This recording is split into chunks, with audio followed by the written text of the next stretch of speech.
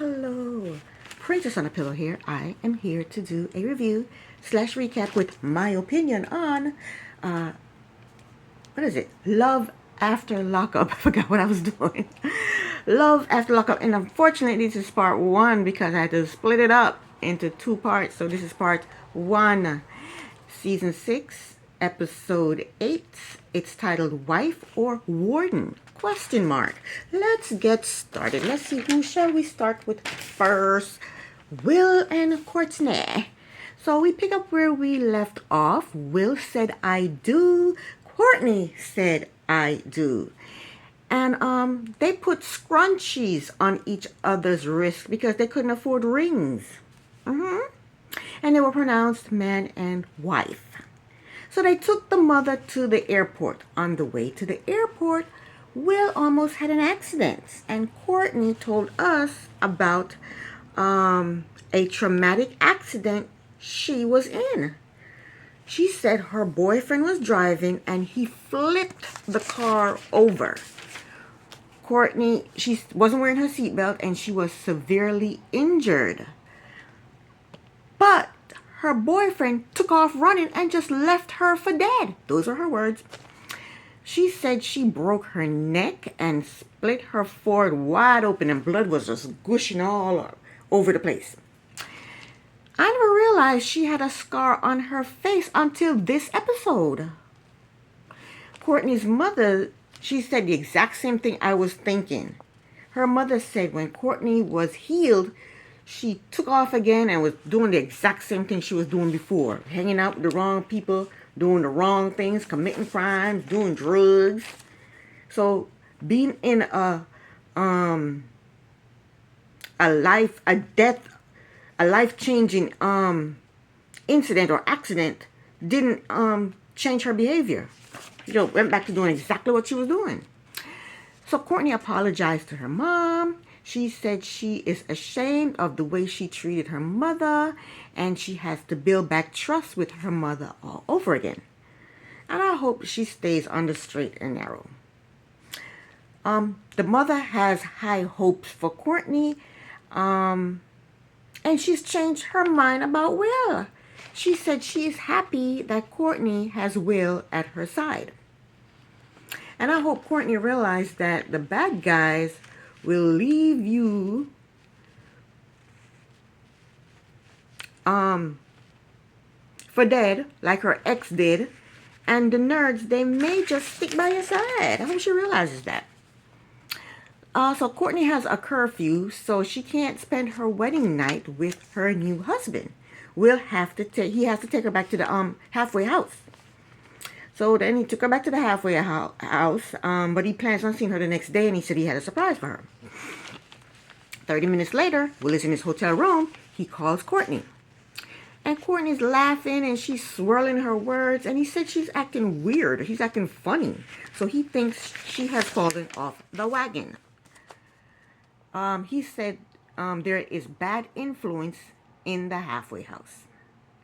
So next day, Will goes to pick up Courtney from the halfway house. And while they're driving, he told her that she sounded funny on the phone last night. And he thought maybe she was using drugs. Courtney asked him, well, why, if you thought I was using drugs, why didn't you say something last night? Why are you waiting until now to say something? You should have said something to me last night. She told him, we just got married and you don't trust me? And I know he does not trust you. In his confessional, he said if she is using, their relationship could be dead in the water. Next up, we have Alexis and Julius. Alexis asked Julius his plans for the day. Julius said he is going to the studio. I guess Julius is a rapper. Alexis asked him about a delivery job. Julius sounded offended. He said, a delivery boy? Me? He said when he was 13, he worked at Taco Bell. Is my eyelash coming off? Yeah, he said when he was 13, he worked at Taco Bell. But he wanted fast money. He said being a working man is not for him. Alexis told him she has bills to pay and money is tight. because now she's taking care of a grown-ass man. He has to eat. He's sucking up the AC and the heat or whatever, eat up all the food, and he's not helping out. Julius said when his rapping career takes off, they'll be good. And I would love to hear him rap, because if he rapped the way he talks, this should be very entertaining. Julius thinks he'll be famous like Jay-Z. That's what he said. Since Julius refused to share his location with Alexis, she put a tracker on her car so that when he's driving her car, she'll be able to track him at all times and know where he is at all times. So Julius left the apartment, claimed he's going to the studio, and Alexis called her friend and told her friend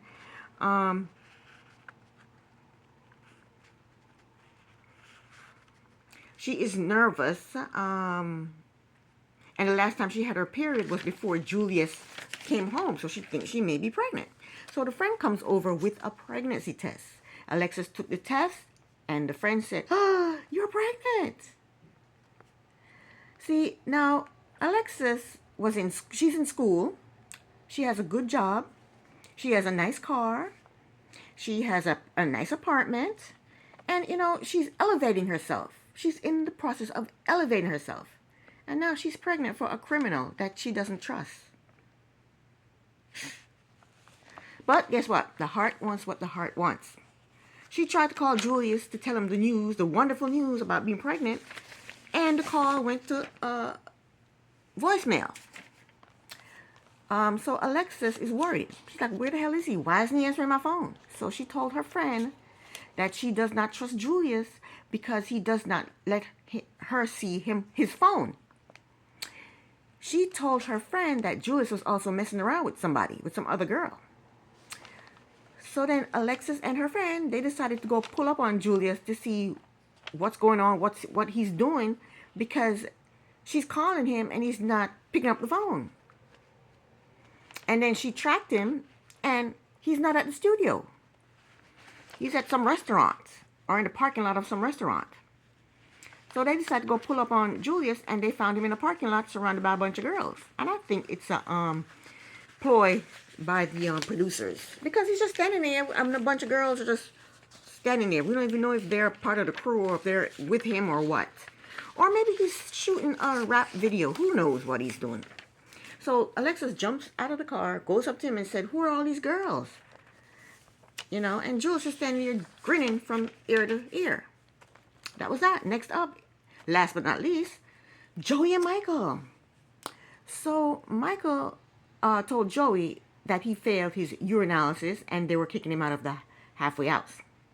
Then he said, I'm just kidding. And he fooled me because I thought he was serious. I thought he would, they really did kick him out of the halfway house. But Michael is proud of himself. He said this is the first time he's ever passed a urinalysis. Wow. So, Joey and Michael, they go to Joey's family's house for a barbecue. It wasn't no barbecue. They were just sitting outside eating. And Michael said he claimed he was nervous to meet Joey's family because he think they blame him because Joey had relapsed. And I don't think Michael is to be blamed for Joey's relapse. Joey is to be blamed for his own relapse. Joey's a grown-ass man who knows right from wrong, okay? If he decides to use drugs because everybody else around him is using drugs, then that's his problem. That's his fault.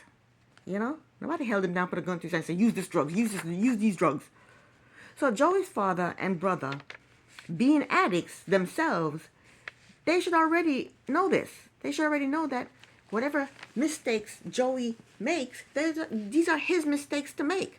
You can't blame Michael for Joey's mistakes. You can't. People need to be responsible for their own actions, okay?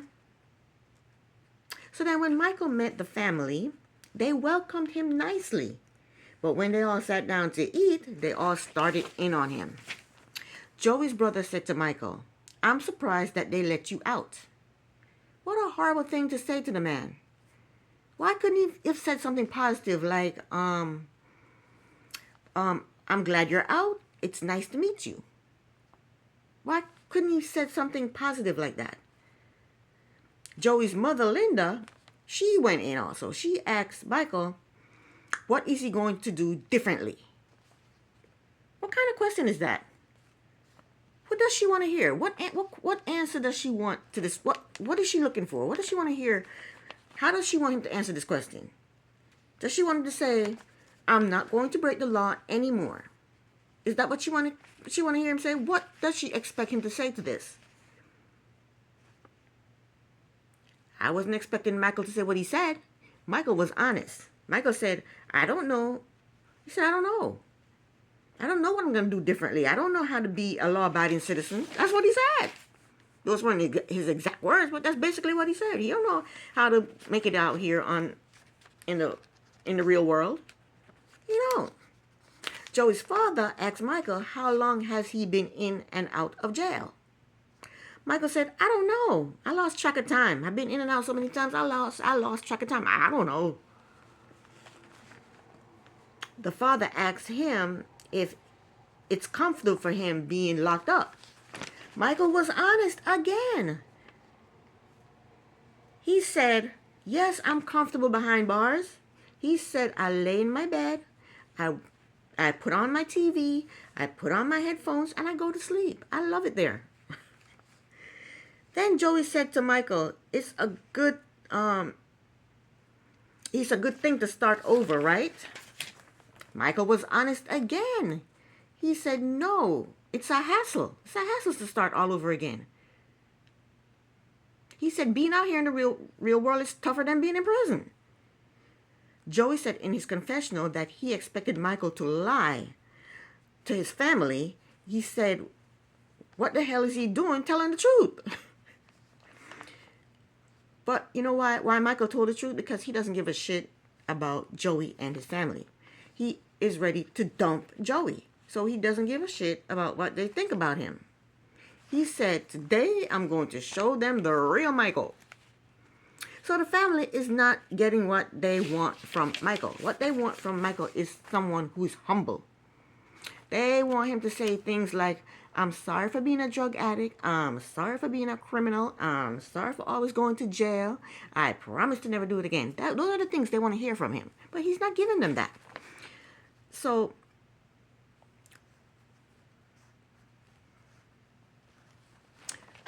yeah, he wants them to apologize. They want him to apologize and be humble.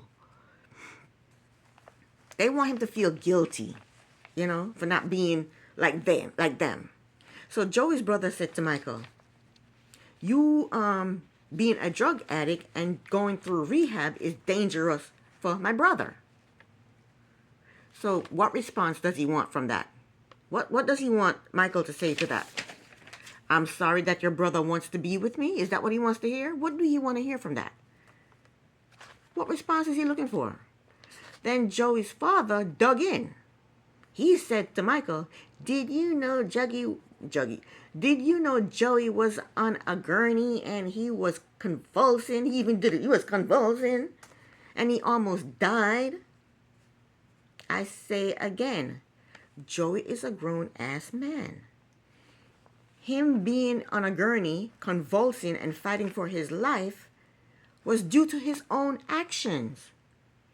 That happened because of something he did, not something Michael did. So why are you bringing this to Michael, father?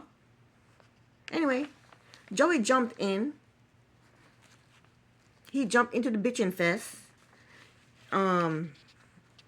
And told them that, yeah, and Michael is still in contact with all his drug friends. He's still he's still calling all the drug addict, all his friends who are drug addicts.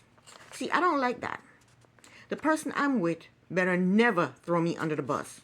They better stick up for me whether I'm right or wrong. He just threw Joey under the bus in front of his whole entire family. I didn't like that. And I don't even like Michael. But I don't like them all ganging up on him like that. I don't like that shit. In his confessional, Michael said his friends are drug addicts, they're liars, they're robbers, they're thieves. And they've gotten him in lots of trouble. But they're good people.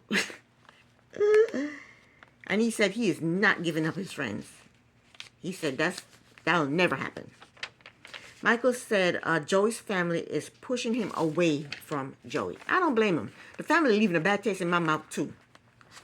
So then Michael was so tired of these damn people, he pretended to go to the bathroom, then walk out of the house. I thought he was leaving, but he only went outside and made a phone call to a friend. And he told the friend how Joey's family was treating him. He said these people are a whole bunch of Joeys. It's a whole bunch of Joeys over here, judging him and, getting on his damn nerves, stressing him out. So then him and his friend, they made plans to meet up. I don't know when, but they made plans to meet up. And in the meantime, Joey's in the kitchen talking to his mother. And Joey's mother said to Joey that she doesn't trust Michael and he has to earn her trust. I don't agree with that.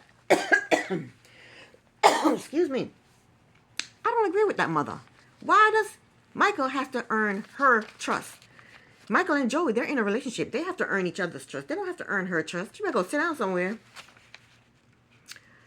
Joey's mother is worried that Joey will be a doormat for Michael because she was a doormat for Joey's father.